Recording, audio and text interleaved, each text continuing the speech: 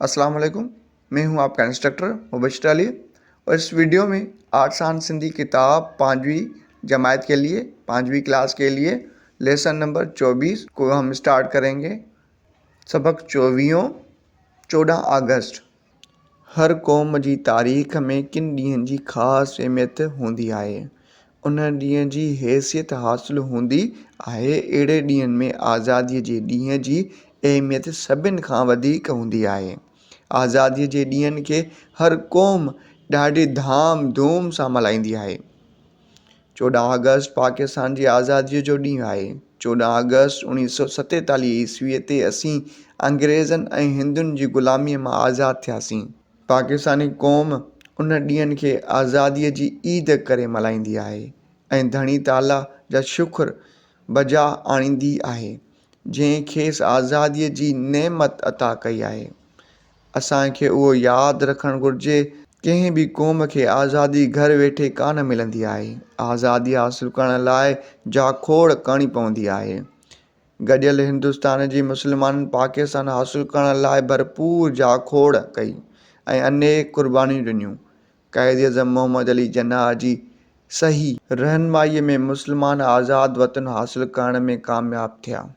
14 अगस्त जो ॾींहुं असांखे उन जाखोड़ ऐं क़ुर्बानियुनि जी यादि ॾियारींदो आहे। 14 अगस्त मल्हाइण लाइ केतिरा ई ॾींहं अॻुवाट तयारियूं शुरू थी वेंदियूं आहिनि। घरनि, दुकाननि, बाज़ारनि, तालीमनि इदारनि ऐं ऑफिसनि जे चंड तारे वारे झंडनि सां सींगारियो वेंदो आहे। मुल्क जूं प्रेसूं ॾींहुं राति झंडियूं, स्टिकर ऐं पोस्टर छापींदियूं आहिनि। रेडियो ऐं टेलीविज़न तां अहिड़ी तयारियुनि जूं ख़ासि रिपोर्टूं नशर कयूं वेंदियूं आहिनि। 14 अगस्त वारे राति ख़ानगी तौड़ी सरकारी इमारतनि ते चरागान कयो वेंदो आहे। 14 अगस्त वारे ॾींहं जी आजियां मस्जिदनि में मुल्कनि ऐं क़ौम जी सलामती ऐं तरक़ीअ जी दुआउनि सां कई वेंदी आहे। पाकिस्तान जो सदर प्रेज़िडेंसी में क़ौमी झंडो फड़काईंदो आहे। ठीक उन महिल सूबाई गादीअ वारनि हंधनि ते गवर्नर क़ौमी झंडो फड़काईंदा आहिनि। सायरन वॼाया वेंदा आहिनि। हर शइ जिते हूंदी आहे उते बीह रहंदी आहे। पोइ पूरी क़ौम हिकु आवाज़ थी क़ौमी तरानो ॻाईंदो आहे। ईअं आज़ादीअ जी ईद जी तक़रीबन जो आगाज़ थी वेंदो आहे।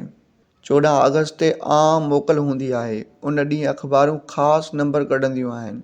रेडियो ऐं टेलीविज़न तां ख़ासि प्रोग्राम नशर कया वेंदा आहिनि ऐं सोशल मीडिया ते पिणु हिन ॾींहं जी अहमियत बाबति प्रचार थींदी आहे। असांखे घुरिजे त 14 अगस्त ते अहद कयूं त असीं वॾा थी पंहिंजे प्यारे पाकिस्तान जी ख़िदमत कंदासीं ऐं उन जी सलामती ऐं तरक़ीअ लाइ ॾींहं राति महिनत कंदासीं। उम्मीद तो आपको ये वीडियो पसंद आई होगी। पसंद आई तो इस वीडियो को लाइक करें। हमारे यूट्यूब चैनल को लाजमी सब्सक्राइब करें। Thank U.